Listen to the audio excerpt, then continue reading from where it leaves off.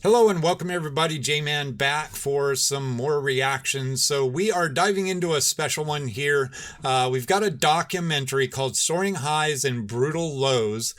This is something that's been on my radar for a while now. We've been meaning to get to this, just haven't found the spot to do it or hadn't remembered to do it, but we're finally getting to it. So this is a documentary about females in metal that has a number of female vocalists that we're familiar with already and that we love.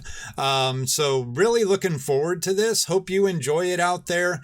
Sit back, grab your favorite adult beverage, or if it's not that time of a day, or if you're not a person who drinks, just grab your favorite beverage and maybe a snack, and let's sit back and see what they've got to say. So here we go. Soaring Highs and Brutal Lows. Let's get it.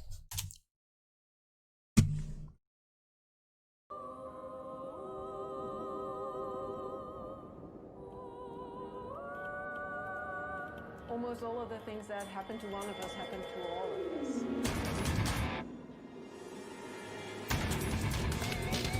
Right, Rainey. Hang on. When I was young, my Kind of idea quiet. of making it was, to find a husband and get married and have kids and have a house. It's a little bit a combination of talent, charisma, knowing how to put up a show, knowing how to handle your instrument and being unique. Music is energy. Whatever I don't know that I know Doro, in Lhasa. life, but also in music and on stage. I'm going to turn up the audio source a little bit. Just to not be seen. Hopefully that'll make it better for you guys. I have sold my heart to metal a very long time ago, and I will defend it forever. I think it's as hard for a man as it is for a woman to survive in this business. Is this a metal show or what? I never cared about the opinion of others. As soon as I climb on a stage, I'm someone else.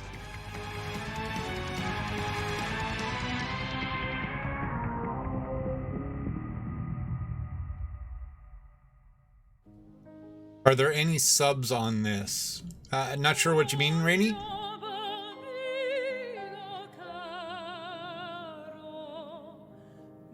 Oh.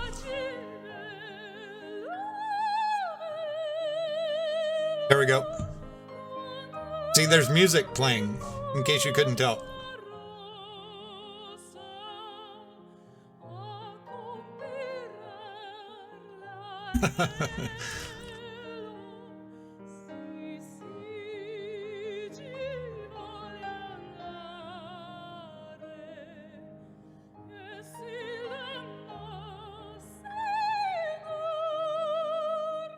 When I was a kid, I didn't think about music. I wanted to become a biologist. I didn't know exactly what it was, but I loved nature and I loved animals. I learned all the scientific names for animals and rescued animals and cleaned out the environment from trash. And I was a kid like that, and singing and performing was far.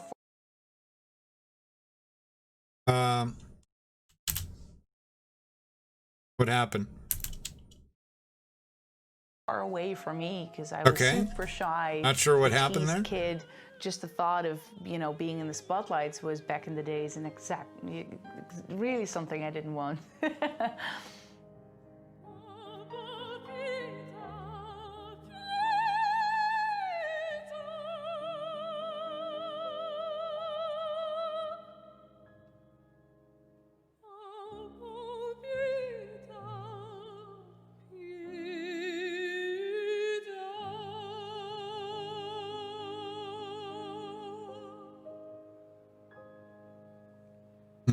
So good.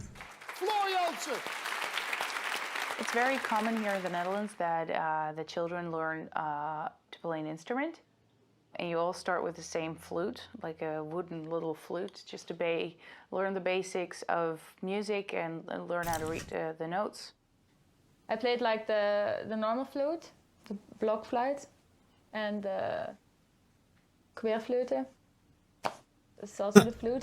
this and this. I changed. The closed captioning is not understanding their accents very well. I actually studied classical flute back then. I do nothing with it anymore. I was actually studying like the coolest metal instrument ever, the clarinet, when I was a kid. I mean, I grew up just like singing along with like Disney movies and stuff. So, I mean, I could sing like a princess, I guess. I had an old crooked guitar from my uncle Harry. And I learned some chords on the guitar, so I started writing songs. Then I discovered my the old guitar of my father, old acoustic guitar, and put new strings on it. Acoustic tour. And I think after I learned to play the first 3 chords, I tried to write a song. In school, I was always like immediately in a school choir and in the school band, and I did all those shows where you could win don't prizes remember, Eric. And, you know, so I think I was so. on stage when I was like about 11 or 12, and I loved it. On the last year, we always have a school musical. And unfortunately, only the popular kids got the main, bigger parts in it, the bigger roles. And I loved it from the beginning, but I was not a popular kid, so I just got, put away in the back a little bit. Nevertheless, I loved it so much. And then high school came, and there was this High School Musical that they were gonna do. So I signed up for that, and this one actually had auditions. I auditioned to sing a part for Marilyn Monroe. There was another girl, and she was following acting classes. So she put up this great act, couldn't really sing, but she was very entertaining to watch. And I was standing there like a fridge, super nervous, singing the song. I did the audition, and I got one of the bigger roles as narrator in the story of Joseph and the Amazing Technicolor Dreamcoat from Andrew Lloyd Webber. And she liked my voice so much, they wrote an extra part for the musical just so that I could sing a song, and that was All at Once from Whitney Houston. And I sang it horribly. I don't want to ever see that again. I really enjoyed the singing, and when finally the show came, I was hooked. And after that, I joined the school band, and after we moved, I found a new band in the place where I lived back then, and that was After Forever. But she sparked a flame in me. She told me you should get singing lessons. So at the age of 14, I got like jazz pop singing lessons. I never thought of becoming a professional singer until I visited the conservatory. That was during my high school days. A lot of students make trips to educations to see if it would fit or not. I didn't go to a conservatory, but I did have like 6 years of private singing lessons. Then the Rock Academy came, which started in '99 here in the Netherlands. It was a whole new education, sort of like the conservatory, but then for pop and rock musicians, and that was perfect for me. I had my first records out, and after the 3rd record, people said, well, are you a trained singer? Did you study it? And I said, no. Got on my nerves, and I thought, man, I don't like when people, look down on me because I didn't study it. So I took vocal lessons. I had 2 years of singing lessons as a kid. Yeah, I started when I was 8, and I loved it, and I did it until I was about 15. Yeah, I was a student who really wanted to learn a lot. Every time I learned something, I saw how much more there was to learn. And I didn't find a teacher on the Rock Academy that could trigger me into wanting even more. I just ran into their boundaries all the time. I would get a lot of comments from my teacher saying I would quit that band of yours and, go search for a choir, because who wouldn't want a nice soprano like you? And then after a couple of years, the same people said, hey, can you sing like you sang before? That's terrible. It started really dwindling, as I was starting to turn into a young adult. And so I ended up with a teacher on the conservatory, with whom I've later continued my studies in music theater and opera after my graduation from Rock Academy, just because he could trigger me into doing new things, different things. When I was 14, I think I started singing, took lessons after school. Did that for 14 years, I think. And I did everything from classical to jazz to pop to anything. And I found out that the technical side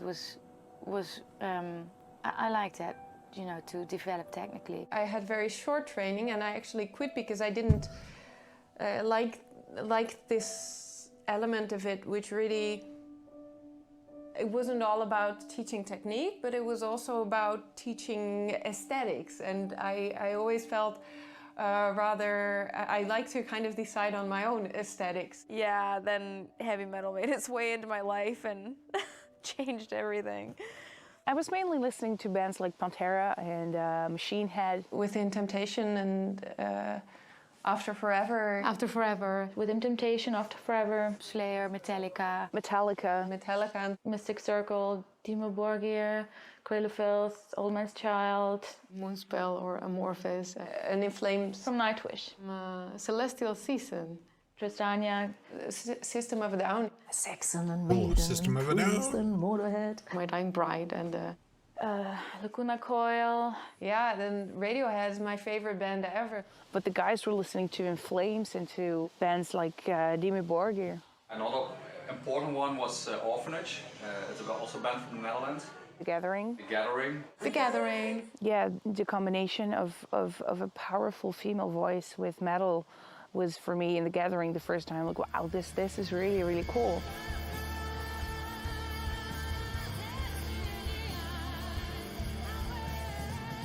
Audio quality definitely lacking.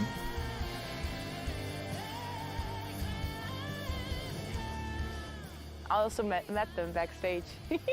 I was one of those, really scared 16-year-olds, like, oh, I'm gonna meet the band backstage.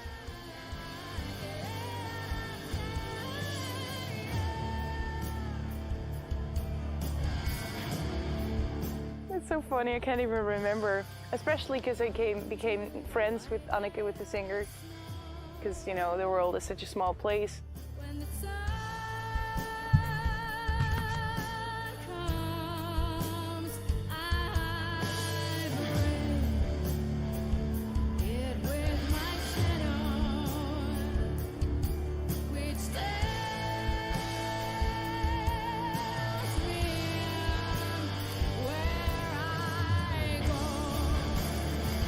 Yeah, there were some weird bands I never really got to follow. I just bought CDs that looked cool, because you're 50 and you have no idea. Yeah, different perspective. It's good to remember. My first encounters with metal were with doom metal, for instance. And that's very, very emotional, very melancholic, very dramatic, and that really spoke to me.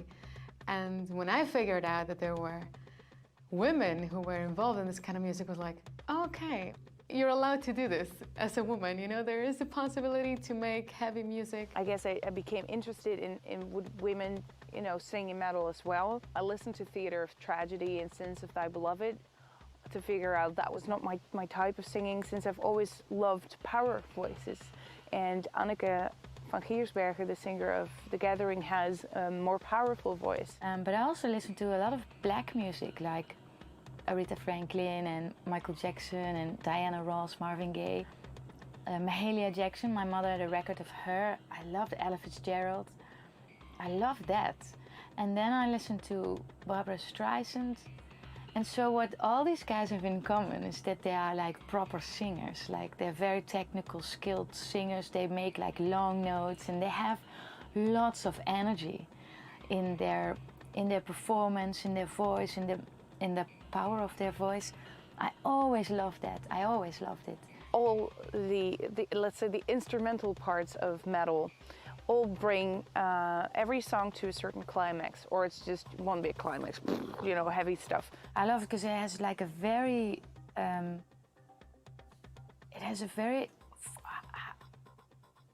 like a romantic atmosphere almost, because of the darkness in it. Not like romantic candlelight dinner, but like they have something you want to be there when they play.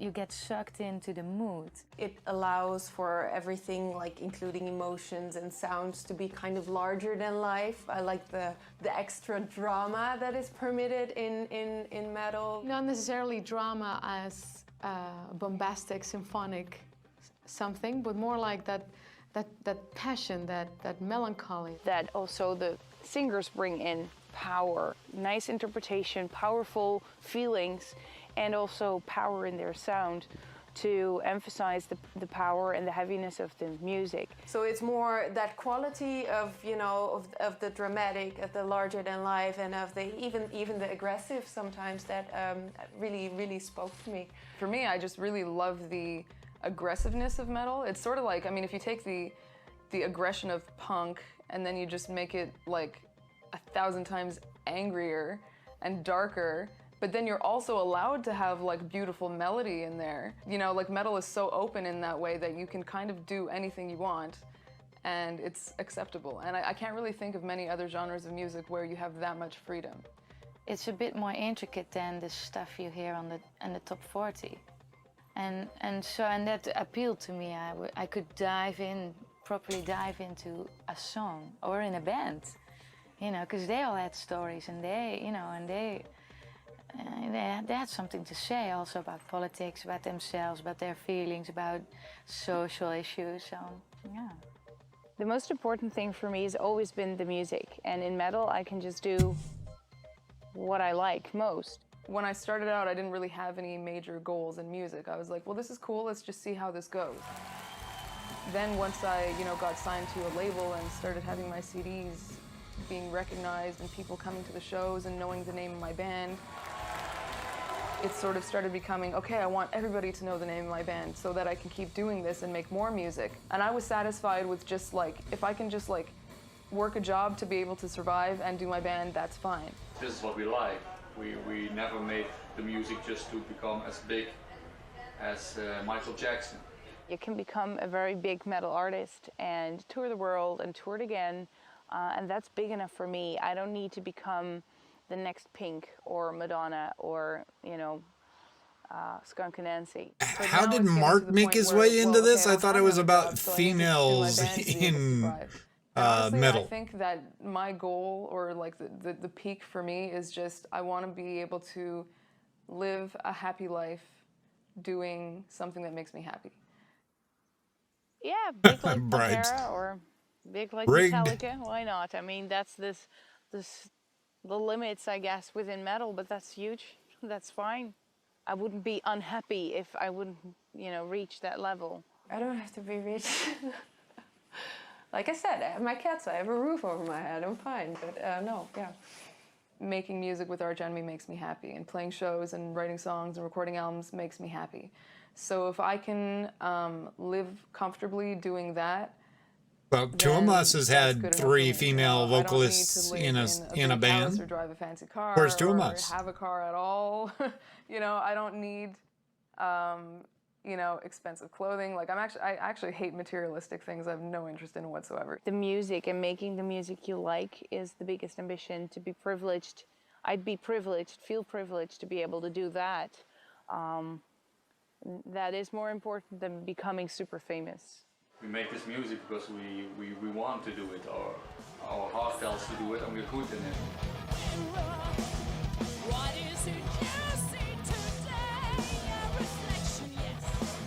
So there's no reason to change to a more commercial style. Metal is technical and musical music. It's well written. You have to be a good player to be playing in a good metal band. If there's one thing, I've seen a lot of people that don't listen to metal regularly, but do like music or are musicians. Welcome back, not familiar Smidge. with the genre. What they've been noticing is very often you have to be a very good musician to do this well. You have to be technically good, and it's not just fast. And to write a good metal song, you need to be a good songwriter. It's not just violence and just... Need to be a good tongue writer. Some people just assume, oh, metal is noise. Really, try to make it. Metal is the new opera. When opera came up, most people said it was horrible. This new technique of the voice was terrible. And nowadays, everybody loves it, like, oh yeah, beautiful. But I think the same is with metal. If you don't know it really well and you just hear the noise, then of course the people say, oh, it's awful. It's no music. It's just some shit. But the people who do know it and do like it, they know it is technically very advanced and really good. No time to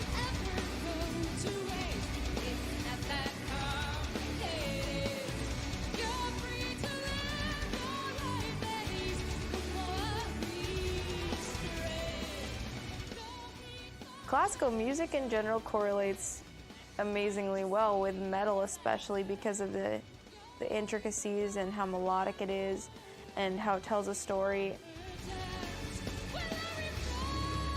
The way it comes back to sections, I think it's like the beginning of heavy metal.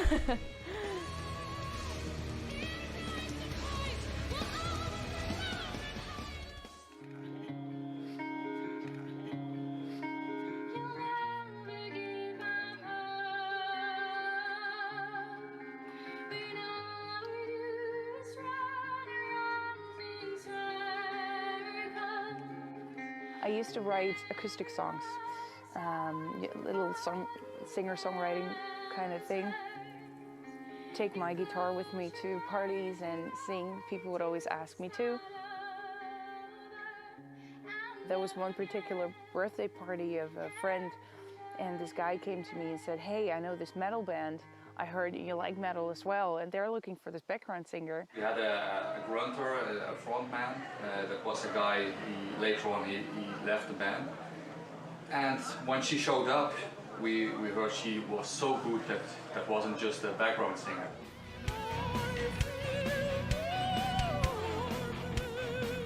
So just by saying I like metal and, you know, how to be to sing in one, it kind of came together like that.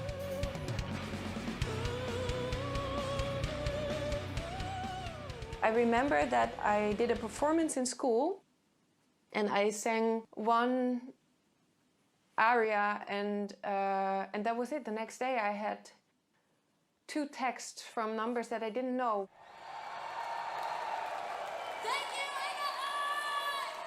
One was from a project in town and one was from To Elysium, and they said, "Our singer quit, can you fill in for her?" So it basically took one performance of singing really high-pitched, and I was in those bands.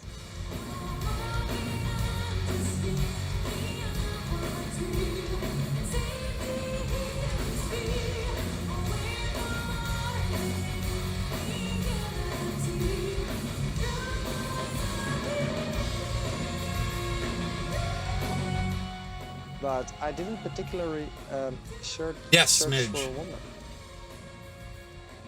And she would have had a good voice, and she felt the music. And if she would have been able to write the lyrics for it, we would not have been a female-fronted band. But we are, and Some things have to be the way they are.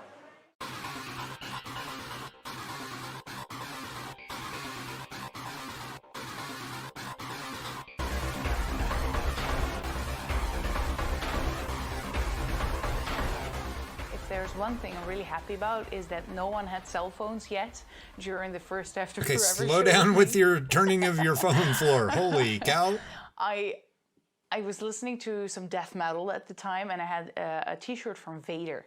It's this Polish metal band, and it was slightly too small for me. And I painted my hair black, pitch black, made me look like I just died. I didn't know what to do with makeup all that well yet, and I for sure didn't know what to do on stage. I think that was still in my background position that you know, we still had the grunting singer as the main man, and so I would get up every time I had to sing, and when I was done with singing, I would sit down on a speaker or something and waited until I could, you know, get back on my feet. My first show with Arch Enemy. So this is a big deal for me, right? This is my first time I'm going to be playing the songs that I wrote for Arch Enemy and the old songs that I've loved for years. So our bus breaks down on the way to that show twice. The second time the air conditioning breaks down, and we're in like Turkey. We're going like through Turkey and like in Romania, and so it's boiling hot. So we're just drenched in sweat, like we can't even move. It's super hot. Plus the drive to get there was 24 straight hours. So we're in this boiling sauna for 24 hours. So then we get there, but because the driver was crazy, we got there about 6 hours late. And so we got there like half an hour before I had to get on stage. So I went from being like in this enclosed vehicle with no air, boiling hot for 24 hours straight, to half an hour to get on stage and do like probably the most important show of your life. In my recollection, there was no show between that show and another show at exactly the same place.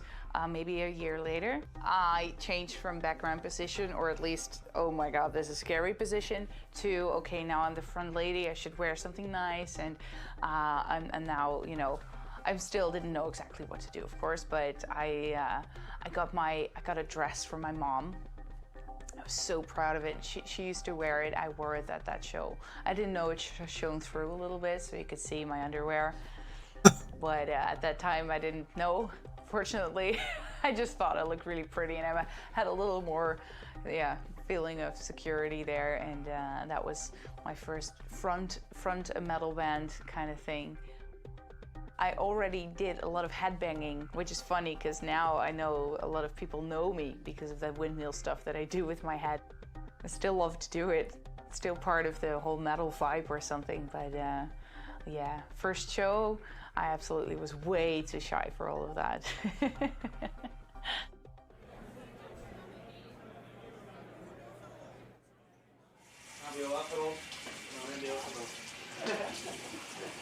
Makeup is the best part. Trust me. Nothing is as fun as putting on makeup before a show. I know.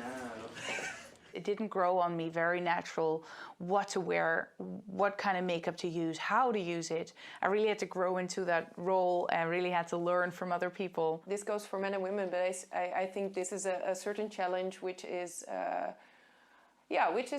serious challenge for women. I think women have to put a lot more thought into, okay, so what is my image going to be? What is going to be the unspoken messages behind the way that I dress, behind the way that I do my face? What do you want to show with your clothes? The metal and the female side, the bit gothic thing that's been going on for so many years that I try to kind of push away, like, no, it's not gothic, it's metal, you know. What is the difference? How do you visualize that?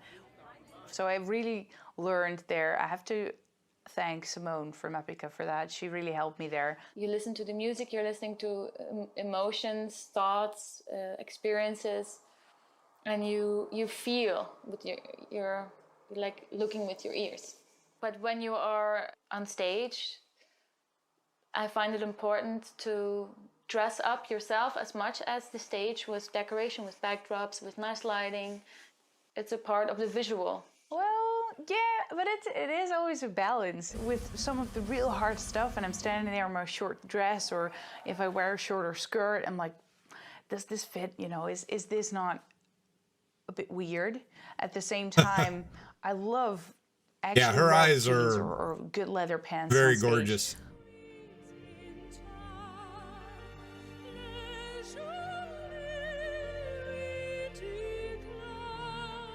But if you do a ballad or something more melodic, it doesn't fit. So you need to find a balance indeed between the metal and the, you know, the looking cool part and the feminine, more, rounder, melodic, nicer element. I know that from other colleagues in this genre, female colleagues, that it's always been a bigger challenge for us than for male colleagues. Male colleagues also look for the good looks, but somehow it's easier for them. There are some men that do have to take care to, you know, present themselves for stage, and then there are some women that don't care. So for example, Doyle, he has a look that's very recognizable and iconic, and so if he was to go on stage without that look, it wouldn't be the same show for a lot of people. And it might seem silly because it's just like hairstyle and makeup and working out every fucking day, but it's actually important, and that's what makes a good show. Luckily, our guys also have all a good taste, even though we've all aged. So we become older and you present yourself in a different way. You see things in a different light, but I find it important to make the visual as nice also as the music. The objectification in general goes for men as well as women. I mean,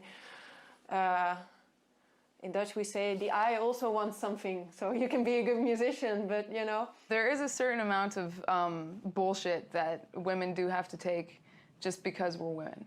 I have found myself in serious fights over things that might seem seem trivial to other people, you know, like the few inches that they photoshopped off my thighs. I would get infuriated, because this for me is playing along with that circus that teaches people that they should look a certain way and not differently.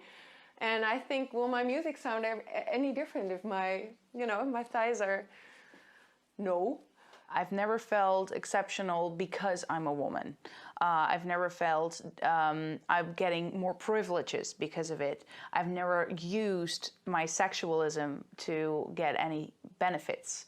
And I actually find it very annoying that a lot of people try to emphasize the difference between females in metal, you know, towards men.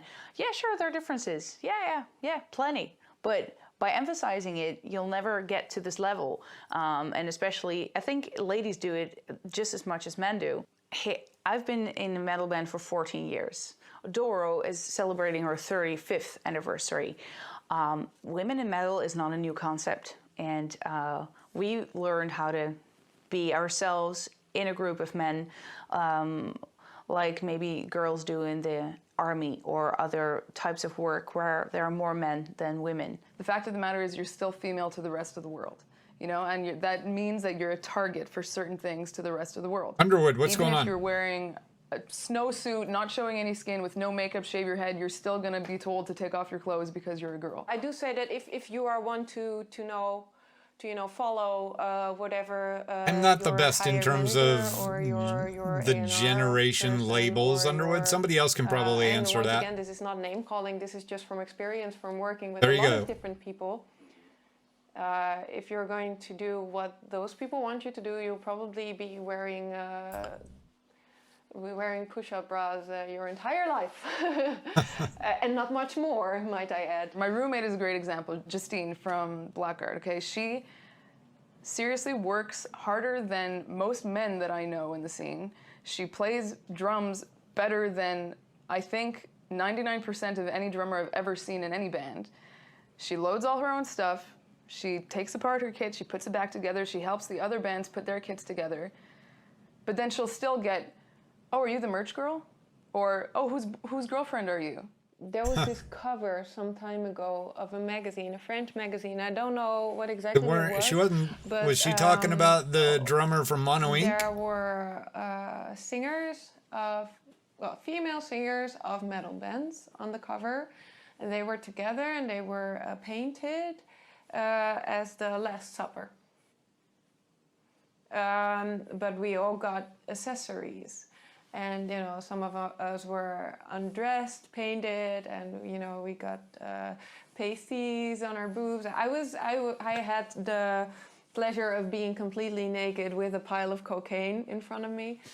And there were a lot of girls who were outraged about that.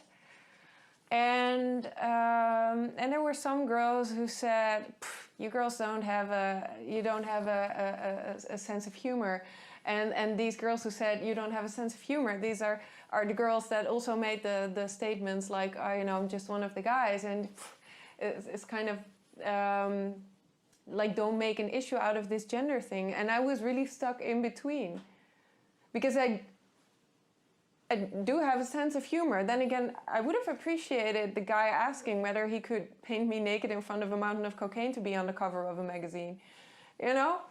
In the 80s, it was like you had to be careful about like not showing too much skin, or, you know, otherwise you would be in that corner, like the bimbo kind of stuff. It was my first show on the Judas Priest tour back in the day, and I had brand new stage clothes on. And they were done, like, especially for me, like really nice and tight and stuff. So I had like a beautiful top on, and then I was headbanging and jumping up and down. And then I was, you know, pushing my fist in the air. And then my bass player, he came up, he said, "Doro, look at yourself." And then I said, "What?" And then I looked down, and my top, it broke. It was like, just like, yeah. And then I thought, oh my God, it was just a couple of seconds. And then I turned around, maybe 10 seconds. And, you know, I just like tried to, you know, put it back together. So I came to America, my first trip there, and I walked into a record store, and then I said, can you sign that nice poster? And I said, sure. And then I opened up, I think it was Soaring magazine or something, and it was the big poster of me, like nothing on, like just the breast. And I thought, and I thought, no way, man. I wanted to be taken seriously for our nice metal and not for that. I can imagine you use your sexuality, but to sell sex just to get famous, it happens on all levels, and maybe you're just compromising for a lack of other talents. That's always what I think when I see it. If a woman feels like, I want to be naked and fuck you because I'm doing this for me, cool, do it. But then on the other side, it's like, well, I've had to work for like many years just to not be seen as something that should be naked by now, And when I see other women sort of really pushing their bodies, it's sort of, honestly, it usually bothers me at first because I'm like, no, we're fighting against that. Like, make them listen instead of look. I think it's demeaning, but like I say, it's only my opinion. That doesn't mean it's true. Maybe it's a very, very good singer who just likes to do that, or says, hey, for the heck of it, I do want to get famous and I don't care how. Fair enough. I don't want to judge it. But at least for as far as I'm concerned, looking good, looking appealing, sure. But selling sex just to get there, I don't know. Whether it's metal or not, it's demeaning for women. We don't need that, come on. Although that is a tool that you can use to control people, because you can basically just be like, boobs, buy this magazine. Oh, okay, whoa, I have this magazine in my hand. How did that happen, as much as that's cool because you're actually using your sexuality to control others, just be careful, because that sexuality that you put out there is something that's going to always be identified with you. For a lot of people, needless to say, music is a really personal thing. And you make a very personal thing a product, because, it's a CD, people can buy it, it's a product. If you make that very personal thing a product, it's very easy to, and of course then you sell images of yourself as well, then it's very, very hard to even keep from objectifying yourself. This is actually, I just recently, 3 weeks ago, I got this tattoo, and it's my first tattoo. Congratulations. Thank you. And I was very, very proud of it. And I thought, shall I put it on the internet? Shall I put a photo on it on my Facebook page? And I think for the first time, I thought, this is something that is for me. And I know that with, whatever, the people are probably just going to judge it as if I was putting out a song or whatever, And I thought, no, this is something which is for me, and sometimes it's actually hard to make this distinction when people are buying not only into the music but into the band itself so much. At one point people are not judging your music anymore. They're not judging your photo anymore. They're not judging your ass anymore. They're judging you, and this is something that within the whole process sometimes is tricky shit. Yeah. Oh. Yeah, I feel that Floor's outfits, 10 to 15 they're not years ago, revealing. it was a relatively she can wear like prominent tight stuff, late which 90s, some more guys are like, ooh, that's sexy. fronting But metal bands. I don't Of think course, it's not an she is entirely intentionally new thing, trying but to there sell was a different sex. type of music She's attached just to it, a wearing what different makes vibe her to it feel compared to good the and early what 80s, she thinks with fits the with oil her and the lead persona forward, within the more the heavy band. metal genre. I think And, it's more males and more or bands even females came that and- look and, at that and objectify it and say, maybe had a oh, bit of the same sound she's in the wearing beginning. something that to me is sexy, First it was therefore called she's gothic dressing metal, a sexily. name I didn't understand Yeah. either. I like female-fronted metal a lot more than gothic metal, to start. I don't know if that's something that's very used in America, but in Europe you hear that a lot, and that I think doesn't say anything about the music at all. That's outdated. That's outdated. Female-fronted metal.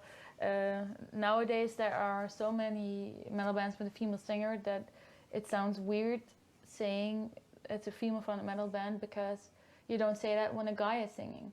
Yeah, a lot of people like this kind of typecasting where everything is about gender and everything is about how super special that is. So why a male-fronted band can be called symphonic metal, death metal, black metal, but a band with a female singer is always female-fronted metal. For instance, when you wanna try to get booked on a festival, and they say like, "Oh, well, we already got a female-fronted metal band."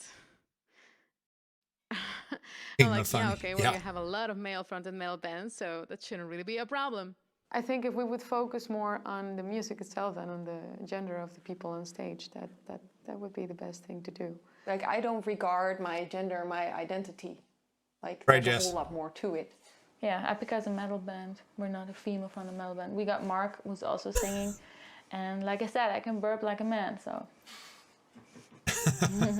Maybe the origins of metal is a bit more male-dominated than it is today, and that means that it still is a male-dominated scene. I don't think that's a bad thing, but it's not that special anymore that there are ladies in bands, and to call the entire band a female-fronted band, or the music they make female-fronted music, that I think has nothing to do with how it sounds, and that would not happen in other genres.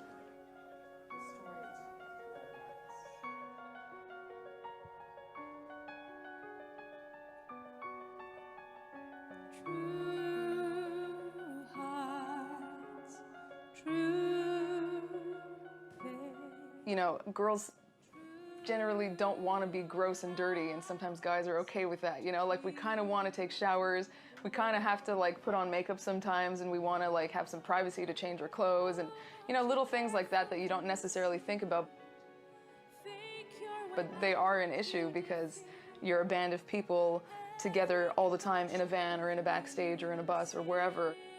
Like, it's different, you know? We're a different species almost. We need different things.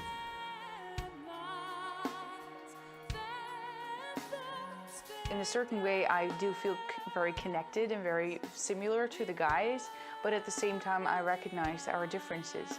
And I don't find it necessary to emphasize it anymore.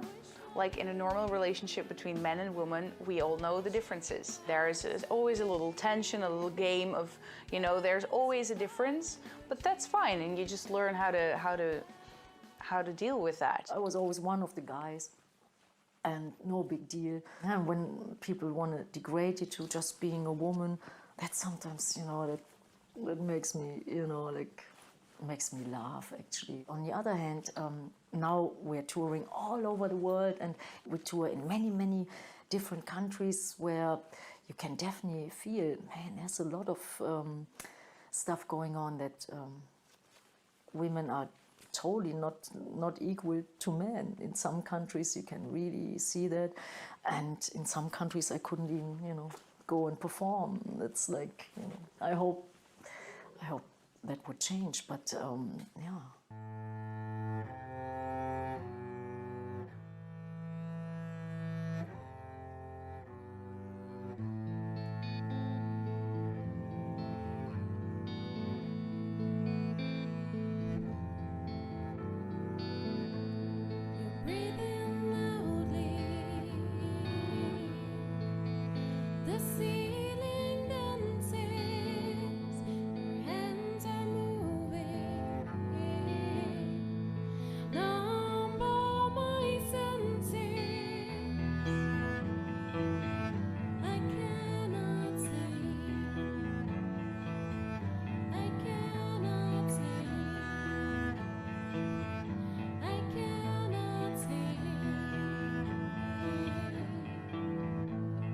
I myself started as a teenager in metal. It was not necessarily to rebel against my parents, but at the same time I can imagine at that time it was not exactly something they said like, yay, my daughter is singing in a metal band. I don't think that they mind that it's metal. My parents, I mean, they didn't listen to metal, but at least they listened to, you know, Pink Floyd, you know, music that you actually have to listen to, as is metal. They've always helped me whenever they can, and they've supported me and my sister, who is also in the entertainment business. to have them support me and believe in me and let Valid me be point, who I am Trellicart. has made a huge difference and impact, you know? I think it's also a bit up to yourself as a musician to involve people into your world. Dat ben ik. Maar er is er nog één in de zaal. Dat is mijn moeder. Hoi mam. Once they see that it's not just noise and satanic dramas and backstages.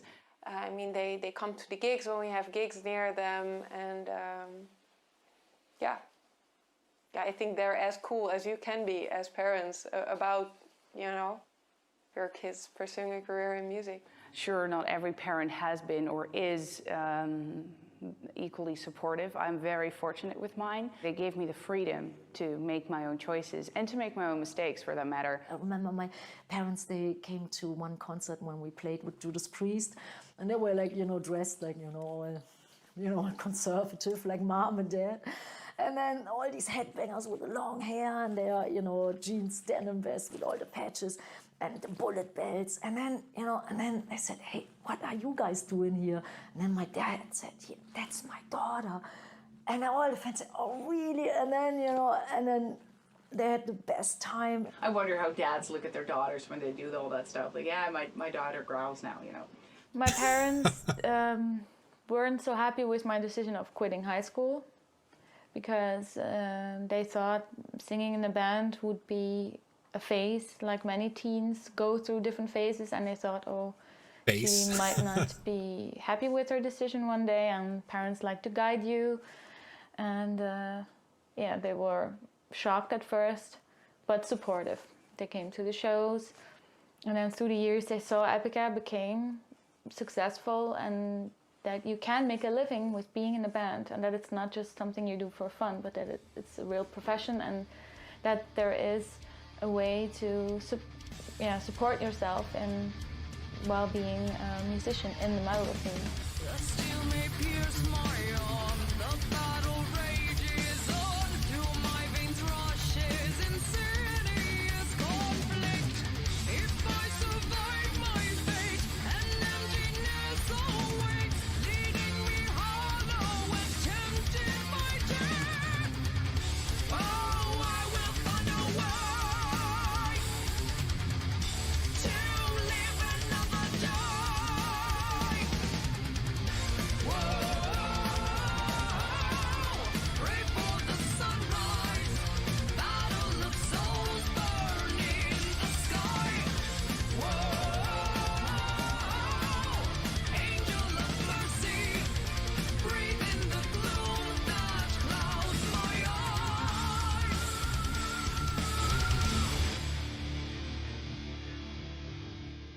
After Forever just stopped.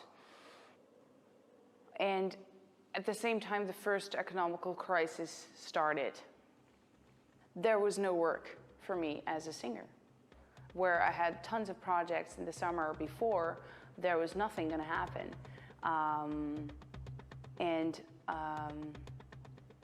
Yeah, so I had a lot of time, and I was just, using money I made before while I had time to work. Not as a musician, but I didn't want to spend my money on doing nothing and feeling sorry for myself. So I did start Revamp, but I also started working in a lingerie store for a couple of months. I have done dishes, but I have done dishes in the most fancy restaurant of the Netherlands. I have done data entry for a year. It made me brain dead. I had a real job up until like less than a year ago. I started working when I was like 11 years old actually, but not at like a 9 to 5. I started working doing art. So I would do commission artwork, paintings, big murals, stuff like that. It was basically pressing enter and falling asleep. I have a job as an IT specialist. I do that 4 days a week. And I think it would take a lot of good luck to earn that salary from the metal music, yeah. But I've seen different approaches from musician friends that I have. you either, you know, get another kind of job or do some other kind of thing, and then you make your money with it, and then you do exactly what you want with music. This is what I do. And you have people that they only want to do music, so they do what they want, and they teach, and they maybe do some other kind of session work and stuff that it's not necessarily exactly what you want to do. But then you get your week full, you pay your bills, it's all great. I started working as a teacher on 2 different schools. It wasn't bad to do, I actually enjoyed it. And it was funny to see during my work there, I started to get some more work, I got some more students, and was writing for the first Revamp album, so I was busy enough. It makes you humble. If you always have just peaks, you might just take things for granted faster. I've always seen it that way. If things go bad for a while, well, then that's just it. It's just a matter of how you deal with it, and if you work hard, you'll get back on your feet. There's lucky ones that have reached that level where they can make money out of exactly the music that they want to make, and that's great. That is something that I would like to do.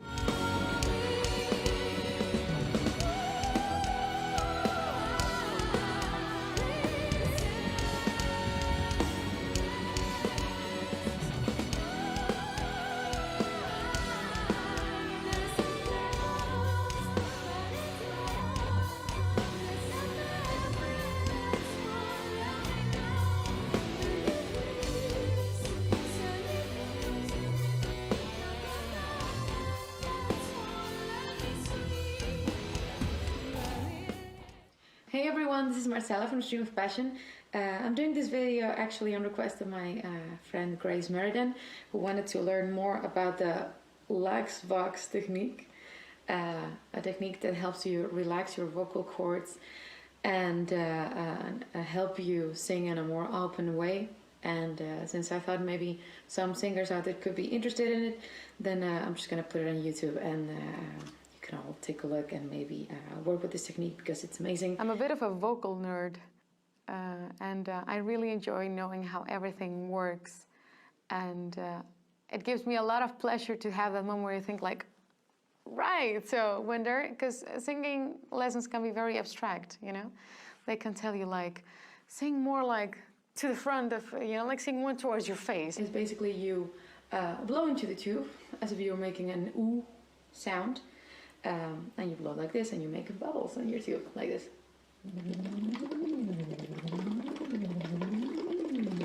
When it clicks, when you figure out how something works and clicks, and then you understand, and then you master it, and then you can just use it however you want, that's such an incredibly nice feeling.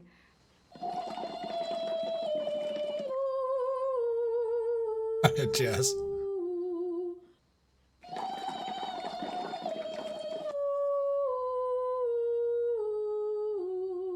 By teaching others, you stay in touch with vocal technique. You're very aware of what you are doing because you want to explain it to someone else. I'll do a little example, just a little singing.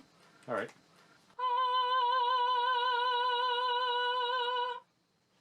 We are perfectly good in that mic. All right. You stay in touch with vocal techniques as they evolve rapidly. The difference between when I started to study and now is quite big, and that's good. So I'd like to stay in touch with that, and teaching other people things I know a lot about. Technique geek as I am has always, you know, satisfied me. If you always sing. All right, so just a quick pause. I just wanted to say I'm very quiet on this, and I'm noticing that I am. It's not because I'm not interested at all. This is super interesting stuff to me. I feel like the majority of that first half of the video was kind of them talking about their experience as a female in the genre of metal, and even I think you can stretch that out to music in general.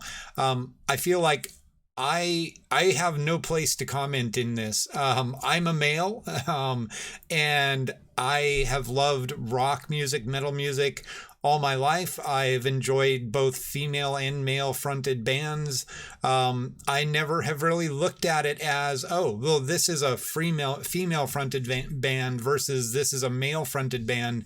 To me, good music is good music. I don't care what sex the people that are making the music is. So I just wanted to throw in there that I'm not being quiet because I'm not enjoying it or I don't have anything to say. It's just I feel like my take on what these women are talking about is irrelevant. This is about their experience being a female fronting a metal band or being in, the industry as a female vocalist in an industry that had been very male dominated, and their perspectives on that. So that's why I'm staying kind of quiet here. I want them to speak, and my opinions on that I feel are very irrelevant because I'm a male. So that's why the quietness from me. I'm kind of having some little side conversations with my chat and things like that, but I feel like this is a place where let's let them tell us what's going on. J-Man's opinion and J-Man's thoughts on this are basically irrelevant. So I'm not so much reacting to the content of what they're talking about as I am reacting to just the video itself. So there we go. Let's back it up just a smidge and keep going. Has always, satisfied me. If you always sing very nice and sweet and light, this is like a head voice sound. It has a bit of a sweet sound. So if you want to have a rocky vibe, you're not going to go for this voice. You go for that one. There's a lot of different sounds and you can use as an effect. Within the rock sound as well, or the more lady poppy sound. Hey, hey, hey. You'll hear the R&B singers do a lot of those things. You can make every vocal type really raw, by the way, but you do need to know what you're doing. With grunts, you're actually not using your vocal cords, or barely. You're using your false vocal cords. But just the false vocal cords will sound like this. A bit raw. Hope you feel better soon, Minazita. They're bigger and less coordinated as the actual vocal cords, and when they vibrate, well, that's how it sounds. I've always focused on singing as clean as possible. High, low, lower, even higher, very soft, very high, but everything always clean.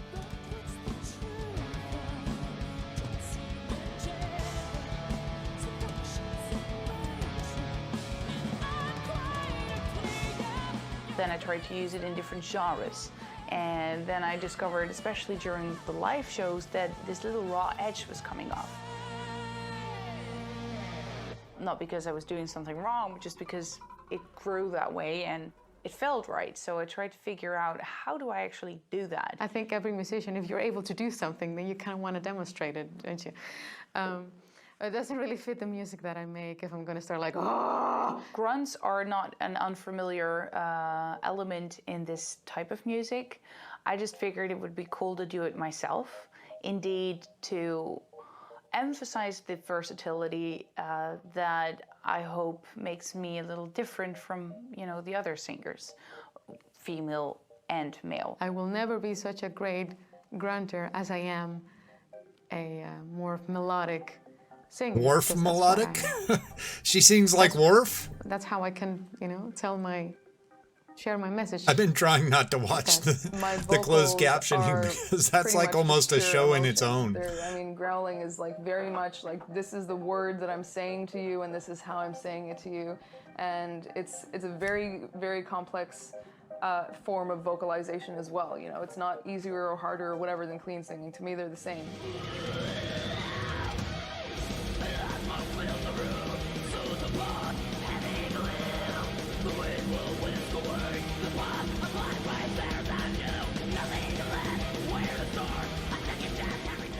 I'm having a lot more fun actually just doing growls, because I feel like as a performer I'm able to grow and I'm just starting. It's so aggressive, it's so physical. You know, I get off stage and I feel like I just sprinted for an hour. And it never really felt like that before. Like, it always felt like I was doing a hard workout and I was really, you know, involved, but now the intensity and the range of emotions, if you scream without feeling it, you can hear it.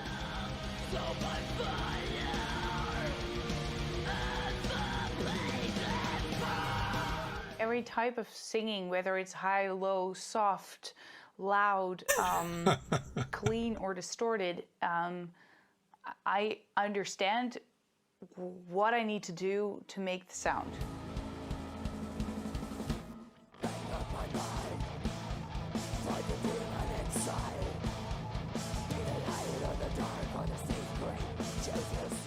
More importantly, I know how it feels to do it. And then, of course, it's a big challenge to shift between the sounds and between the notes.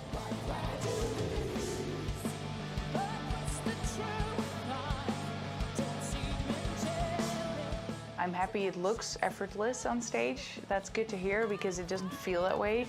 It's definitely, you know, a lot of, okay, now I'm doing this, now I'm doing that, my body needs to do this, my body needs to do that, because my body is my machine, you know, I need to push the right buttons there. I wouldn't call it a trick, but it's a technique, you know. Yeah, you just need to learn how to master it. It's very, very refreshing and very, very cool to be able to do a lot of this stuff. It's also very important to find your own voice and your own thing, and I know what my thing is. This is actually sad, but initially I thought because I was a woman, there's no way I'm tough enough for this genre. I thought that I really needed to be more than I was, and so I created a vocal sound for myself, and it actually hurt my voice. It wasn't a good thing for me at all. With every type of singing, it really depends on how you're built in here. What type of singing fits with you most? When I started to play every night, I couldn't actually keep it up because, first of all, physically it wasn't possible. And then also I was realizing how the response was from people. And I was really noticing that being genuine was the best way to go, and I learned a lot. Everything that comes easy will become, you know, the voice that, you know, is most natural on you, whether that is singing in a very high-pitched voice or growling. For me personally, the raw singing didn't come natural. I really had to search for it. While the clean singing was easy. Columbus, Ohio. I just woke up here in this nice little neighborhood. And now it's always a fun thing to find the venue and the entrance to the venue. I think I'll just follow Robin. Let's do this. Yeah. Woo! Box. Box. Good show. Yeah, goeie show.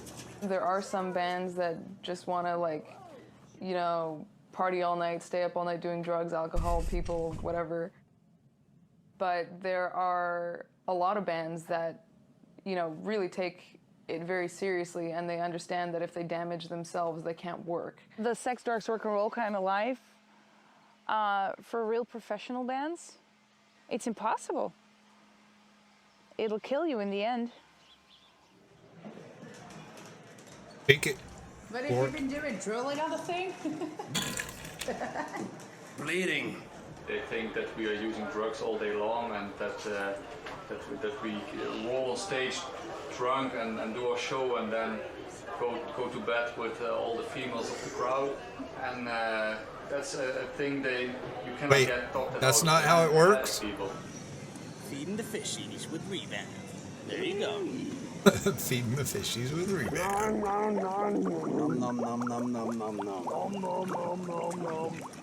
I know for myself, I've never ever used any of it, so well, alcohol sure, but never of the hard drugs or any of that shit. And to really stay in shape and do this work, you can't. If I get hurt or I get sick, I can't work, I can't play my show, and that's what I need to do.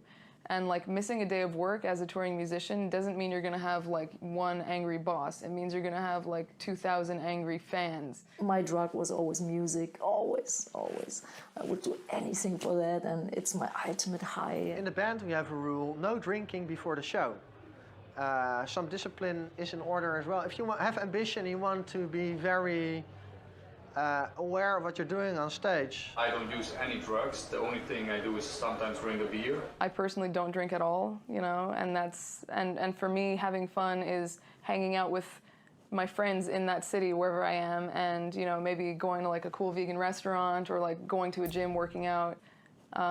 That's what's cool for me on tour. That's like how I have fun on tour. What I learned is, yeah, definitely that it's not a good idea to, you know, to have too many substances. Yeah, all my friends who were in other bands, all people who had too much drugs or alcohol, man. Read too much drugs? Years later, it's definitely catching up.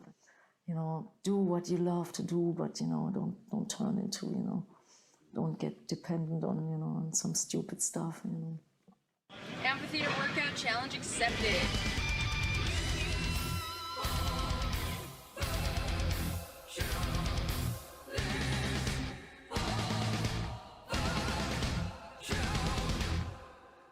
I've always been a bit of a sporty person, but the older I get, the more I feel it's really important. Not just because of aging, but also because of experience. Being in a good shape is making your condition better, so you'll fight off all kinds of viruses, and you know, easier because you don't want to pick up every cold that's hanging around you. When your energy is down and when your condition is bad, you'll be more receptive for all kinds of diseases. So I've been burned out, not as bad as Floor has, because I know her, and she had a bad case, and she had to also learn from scratch. That her pet name for Floor? Florida? To take care of yourself. Hi, this is Floor from Revamp. Wanted to leave you a bit of a more personal message. Looking back, the first symptoms were a lot of throat infections. Of course, a singer gets a throat infection. I could have had anything else, but it was always my throat. I didn't feel it ever had anything to do with how I sang or with, you know, the fact that I used my voice a lot. That was just, for some reason, a weak spot. Some people say it's because you keep emotions here. When you have too many emotions you don't deal with, this becomes a weak spot. Whatever the truth was, I kept on needing all kinds of shit to get rid of it again. Because of course, the thought of taking it easy and heal naturally never occurred to me. So that happened, but then I had quite a long holiday. It was the summertime and I got back to my almost normal energy level, I thought. And we went on tour, everything went well. And I think November 2011, 2011, I went to the doctor saying I'm so tired all the time, and every time I do a bit too much, my temperature rises, and I become feverish. They checked my blood, it was all good. That was beginning of November. Late November, same thing, it became worse. I went back to the doctor, they did another check, couldn't find anything, went back to work. Then it was the holidays, I had 2 weeks off, and the beginning of January I felt pretty good again. But then I started to work, and after a little bit, I got the symptoms back, super tired, high temperature, and I started to get less and less air. I had the feeling I was just not breathing normally. And I remember going on a short little tour with Revamp, with Epica, and I was in England for the first time with them and realized I sort of panicked. I started to panic about things. I couldn't control anything anymore. Shit, sorry. Damn it, Floor. Onion Hell, ninjas. I never talk about it anymore. You need a minute? No, it's okay. Wow. I'm so angry about it.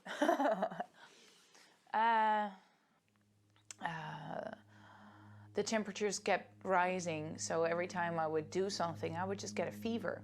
But they couldn't find, anything that could,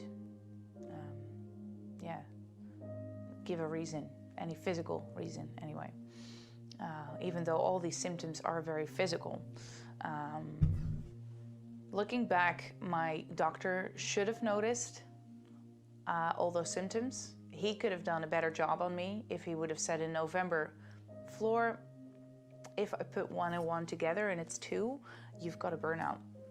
But he didn't, so he just let me get on going for a little while longer,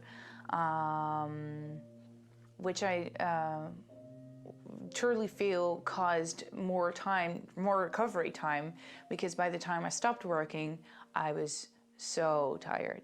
I couldn't think anymore. I couldn't like anything anymore. I couldn't breathe anymore. And I had a constant fever, which makes you dizzy and tired, and terrible feeling, terrible state you get used to. You get used to feeling so miserable.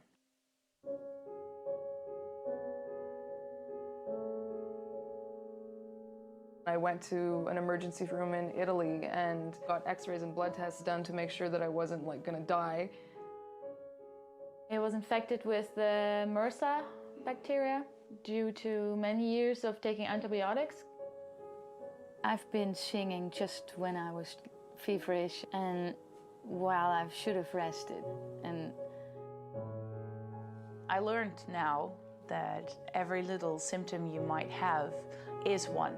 If you've got pain, there's something wrong. If you get sick, there's something wrong.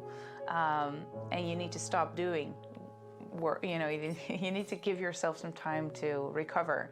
But we live in an industry, we live in a world where we have to keep on going. You'll get praised by your colleagues. Yeah, I'm sick, but I'm still here. Wow, good work ethics. Really? No, go home before you infect anyone else and get better. In the past, when I was on tour, I got sick. I just got antibiotics from wherever I was, from whichever doctor, and I wanted to get better faster, and in a way it kind of broke down my immune system.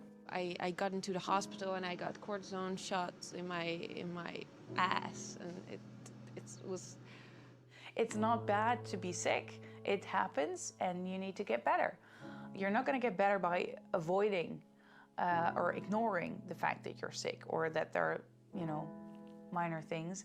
And I think if there's one thing I learned, it's definitely that. And when you are the only one who can't really perform, you have to anyway, because there's money, there's people who bought tickets, there's people already in the car on the way to the concert, As a headliner, you have other bands with you who are depending on you, and so that puts kind of a lot of pressure on you. You have to go on, or not, I don't know.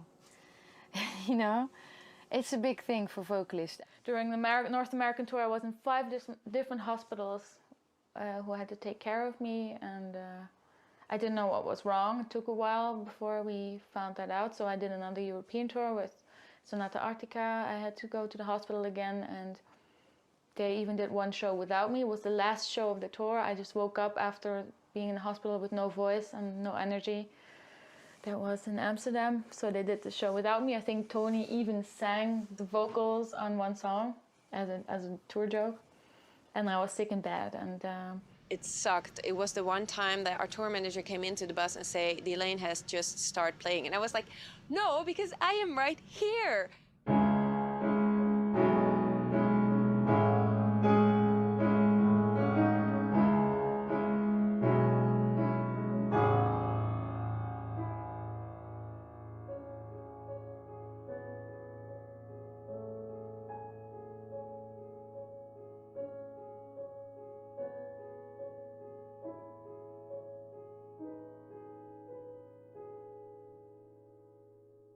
Why did I get my burnout now? Why did I not get overworked any time before? Because I've been working really hard for many years and always loving that, by the way. Yeah, for I sure. need a certain amount of pressure and stress and work. It's all or nothing. And when you give it all, then you're gonna have to keep giving it all, and it's gonna go faster and faster and harder, and that's what it is. And every time I'm like, okay, I'm gonna burn out, I'm exhausted, then a million more things pile up that I have to do. There's no top to this mountain, you just keep climbing up. What was different in the period before the burnout was that I started to do a lot of different kinds of jobs. I did the management, and I did this, and I did that, and I became a teacher, and I wanted to become a very good teacher, and I wanted to be a very good manager, and I wanted to understand everything about the finances, and do the invoices, and do everything. I wanted to do a lot of things I'm not good at either, but just because I felt that I had to do it, no one else could do it better than me, I had to do it, and I'm a huge perfectionist. So all those things that I was doing needed to be done perfect. And I'm a good singer, I'm a good songwriter, I'm a good performer, but I'm not a good manager. And I'm a good teacher, but I'm not there to organize an entire school. But I started doing that too. I wanted to be involved. I wanted to know everything, understand everything, and take over where I thought it was necessary. With so much, it's not good. So if there's one thing I learned is that there are a couple of things I'm really good at, and there are a couple of things I'm not good at. And I'll focus on the things I'm good at and try to let other people do the things I'm not good at, because they'll do it better and I'll feel much better.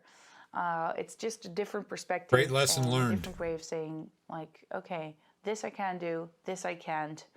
That doesn't mean that I don't do anything I don't like or I'm not so good at, but there's a healthier balance now. If you don't take proper care of your body and your health in general, then stuff like that does happen more often. It's very often it's a character thing. It's not necessarily what you do, it's definitely how you do it, and then the amount of things you do, plus the character that comes in that says, yeah, but I want to do it perfect, and I'm super loyal to the things I'll do. I always finish something. There's no such thing as saying, I'll stop when my body tells me to stop. No, I'll stop when it's finished. I don't know if I would be able to continue at this pace physically for very long, because it's really intense right now. I'm definitely going to need to slow down at some point, probably right before recording the next album. I'll just take a little breather and then head back into studio. But these character things, they're good. It's good to be loyal. It's good to be perfectionistic and to be ambitious. It's just you need to learn where your boundaries are, and have to stop in time and to say, okay, maybe it's not perfect, but it's good, so it's good. And then I'm satisfied. I can be happy now. I can get my energy off of it now. And the things I can do myself, I need to give it away to someone else. And if the other person screws up, then the other person screws up. He'll do better next time. You can't control it. And I make it sound really easy, but I don't master it at all. When something needs to be done, I'll be the first one to do it. It's really annoying, and I really have to let it go. What I do to maintain my health is, first of all, also state of mind, because being afraid of getting sick can make you sick. After the losing my voice incident, I was extremely disciplined, and I wouldn't even have a sip of alcohol, but this was only bad for me because I got totally stressed out. And stress level is a big part of it. So I find that if I'm happy, if I'm relaxed, I can conquer the world. And if I'm not, everything else will fall apart. It is kind of strange because you want to be rock and roll, and you want to just go with the flow and everything, but I think maybe it's a vocalist thing, because our instrument is in our body. So if we don't maintain that, then you don't, because you polish the guitar, you put it in the case, and it's in the bus. You don't look at it anymore until the next show. But we do the interviews, we do the talking, and we have to sleep and eat right. And this fall we had a tour in America with Camelot. It was very good that we had Alyssa Whiteglass with us, because she's vegan and she was able to direct me to all the good places, you know, around the venues. I'm always concerned with my health because my instrument is my body. So I have to make sure that I'm sleeping enough, eating the right things, not eating the wrong things, staying away from drugs and smoke. And this is actually the first time where I was very disciplined about what I ate. And also every time that we were near a hotel, just go to whatever kind of closet that they put the gym in, you know, and spend some time there. And it made a huge, huge difference for how I felt. And also I feel for how I was singing. And singing is using your breath in a very controlled way. The breath makes your vocal cords vibrate in that sound, so you need control over your breath. If you're out of shape, you'll be out of breath. You know, you'll sound like a dog that's just been running all the time. That's not nice, and it also loses the fine tuning on the singing. You can't sing the long notes. The really high notes become.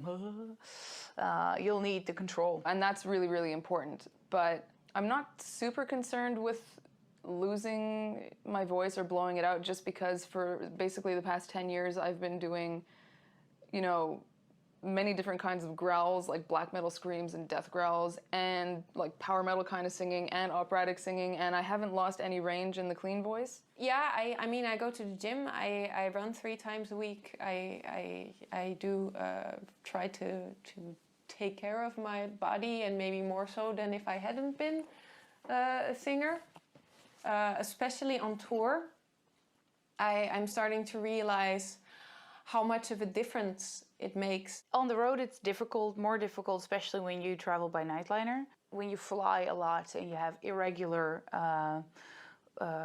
days, you know, and times, the only thing you want is to sleep, and then working out becomes a real pain in the ass almost, because you know you have to. You'll feel better, but you need to find the balance there. And I think that this line between being relaxed and being kind of, you know, having some discipline, it might lie somewhere else for everybody. And don't let your bandmates tell you you're just another instrumentalist. Like, vocalists are a special breed. They need more care. It's true. I would like it to be different. I would like to be, you know, party all night and then the day after sing like an angel. But you can't. So you have to, that life maintenance, and that's, I think, 50% of being a singer is that. I must admit, I don't know what it's like to have a regular job or a regular life. So I can't compare it. I can only tell that, like in any other business, nothing happens without a reason. Nothing is just pure luck and coincidence.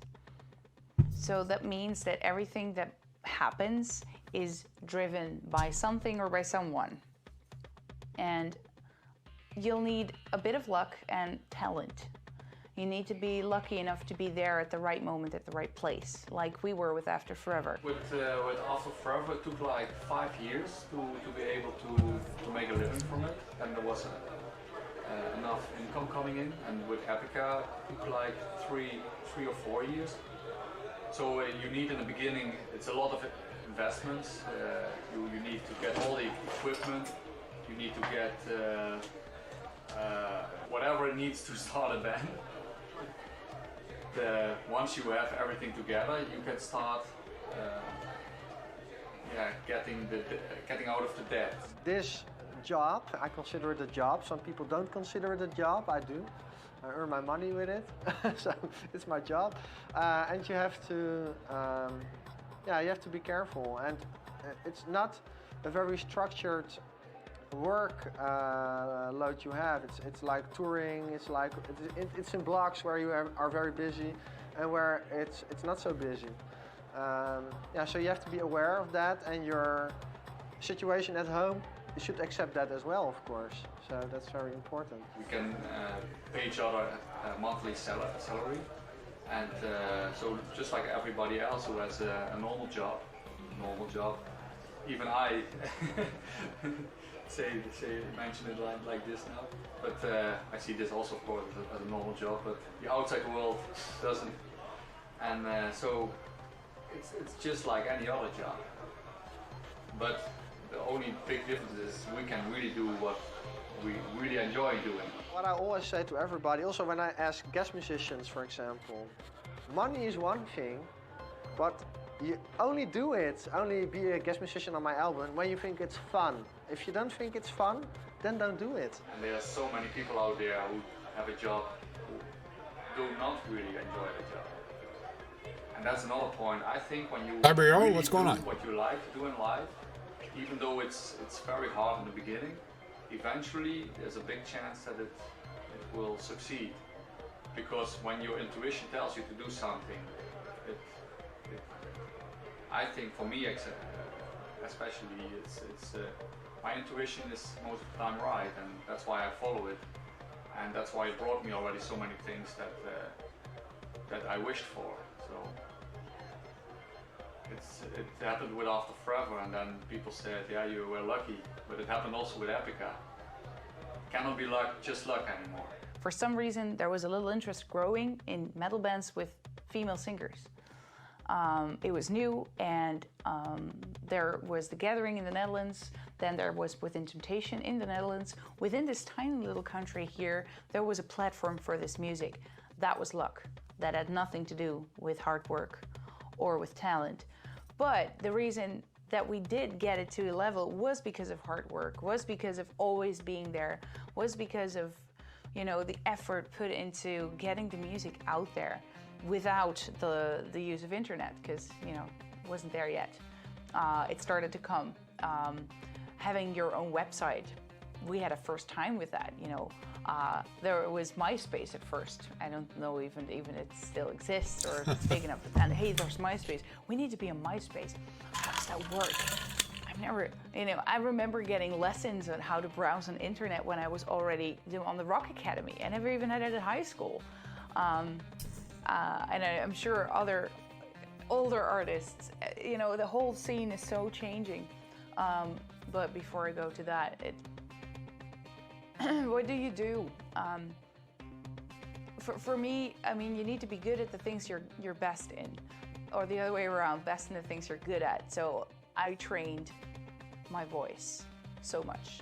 I sang so much and practiced so much. And yeah, you have your own little company, so you need to understand how that works. You're one element in a big circus, in a big circle of people. You need to understand where you are, where you want to go to. There's no such thing as a 9-to-5 job. There's no such things as weekends or organized holidays. If you want to have a family life as an artist, that's a big challenge. When you don't work, there's no money. When you get sick, too bad. And yeah, sure, you have your glory moments. There are moments of, you know, great exposure and you're on the stage. But if you consider a day has 24 hours and you'll only be on stage 1.5 hours of it, the rest of the time you're doing other things, and it's really not just laying around.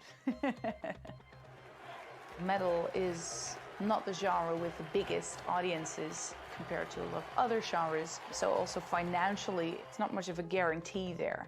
It's really more of a dream. I mean, you can set a dream for yourself. I want to become a professional metal singer. I think it sounds a bit like a dream because it's a very tough industry.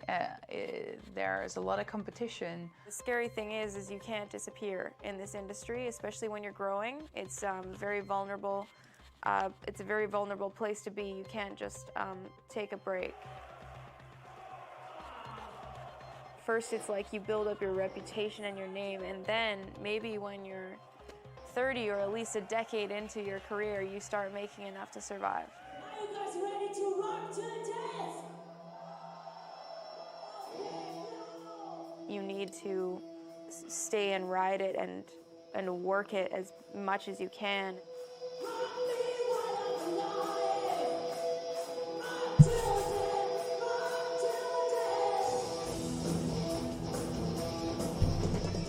The thing about it is that it's a labor of love, Because first of all, this isn't a job. I absolutely love what I'm doing, so you don't mind working all the time, but the thing is you are working all the time. There's a lot more hard work involved than anyone would ever think. And no one is going to lift one finger for you if you haven't done a massive amount of work on your own. There are no free passes. I don't know if it's a profession at all, professional metal singer. And that coming out of my mouth. Becoming a musician, becoming a bigger band within the genre, and keep on doing that eventually made me the professional metal singer. You know, I've done metal always sort of by my own rules. Not that there are many rules in metal anyways, but I've always sort of felt like, okay, well, I'm just gonna be me. Because I can either be like a crappy version of somebody else, or I can be the best version of me. So I'm gonna be the best version of me. You are putting yourself out there as an example somewhat for people, mostly other girls and younger girls. I have been having a lot of reactions from mostly girls that say, wow, the way you've been singing and your performance and your style has been very inspiring. After I heard you, I really wanted to do something similar. It's really amazing to see that happen, like, oh, people have been really picking this up. If I get that kind of message, I'm like, oh, you've been an example for me. But yeah, it's beautiful. I mean, it's very, very heartwarming and very rewarding when I get messages like that from, you know, like people from Mexico. I just hope that I can make those people realize that nothing is given and that you have to work really hard for it. Having a good ass and a nice front is a plus for the male fans. They like to look at it. But for a true music fan, the music comes first. So if your music sucks, the fans will go away after a while. I think that's what metal is all about too. It's about sweat and work and, you know, be real, give it your all, you know, and you know, go full out. I love that. I love it. Makes you feel you're alive.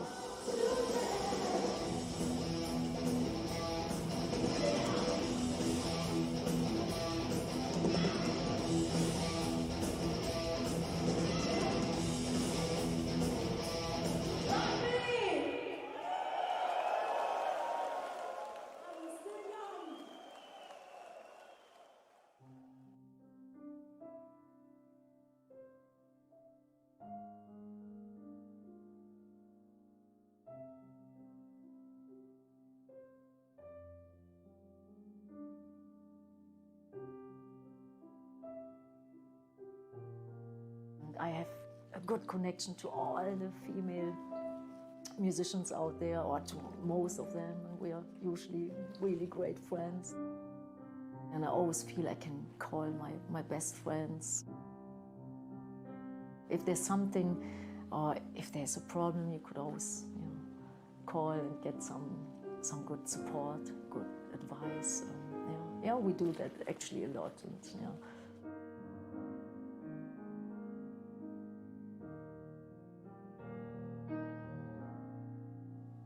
I love them all. I like them all. I've never thought of competition like in a negative sense, more like inspiration or motivation. What's the use of trying to compare yourself to others because you are unique, you're doing your thing? All the women in the scene support one another and we're happy to see each other do well.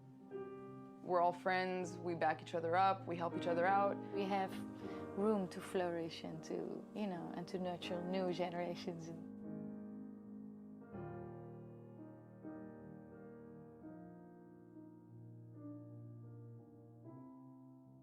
Music can be something that if you feel a certain way and you listen to music that says exactly that or maybe worse, it can be so good for the soul, you know? I really, again, see it as a privilege to be able to make metal and really, you know, be successful in it, and also financially successful enough to make a good living out of it. I don't know if I would still be headbanging in a leather pants when I'm 65. We'll see. I mean, one can dream.